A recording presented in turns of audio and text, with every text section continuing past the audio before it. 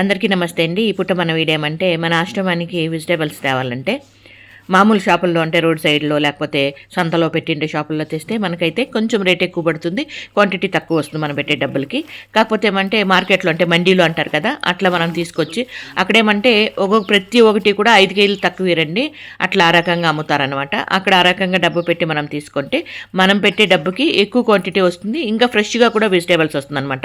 ఈ రకంగా ఈరోజు అయితే జయాను నాగరాజు అంటే జయ నాగరాజు అన్నతమ్ముళ్ళు అనమాట, మీకు తెలుసు కదా. వాళ్ళిద్దరూ మార్కెట్కి వెళ్ళి అంటే మండీకి వెళ్ళి ఈ రకంగా తీసుకొచ్చారు. ఇదిగోండి ఈ విధంగా వెజిటేబుల్స్ అయితే తీసుకొచ్చారు. చాలా తాజాగా ఉన్నాయి, బాగున్నాయి, ఎక్కువ వచ్చాయి. ఇవన్నీ కలిపి కూడా 1000 రూపాయలే మనకి అయ్యిండేది, పడిండేది.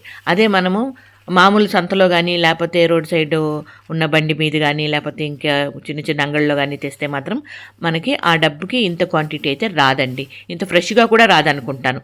ఎందుకంటే మార్కెట్కి వచ్చేవాళ్ళు పొద్దున్న తొందరగా తెచ్చేస్తారు కదండి, కాబట్టి అక్కడికైతే మాత్రం చాలా బాగా ఫ్రెష్గా వస్తాయి, చాలా ఎక్కువ కూడా వస్తాయి అన్నమాట.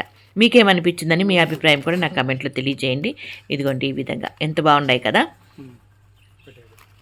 ఇంట్లో ఒకరిద్దరుంటేనే ఎంతో ఖర్చు వస్తుంది, ఎన్నో కావాల్సి వస్తుంది. అలాంటిది ఇంతమంది ఉన్నప్పుడు అంతమందికి అన్నీ మంచి రకంగా మంచి భోజనం పెట్టి చేయాలంటే ఈ రకంగా అన్నీ కూడా కావాల్సి వస్తుంది. అవునా కదా, మీరేమంటారు?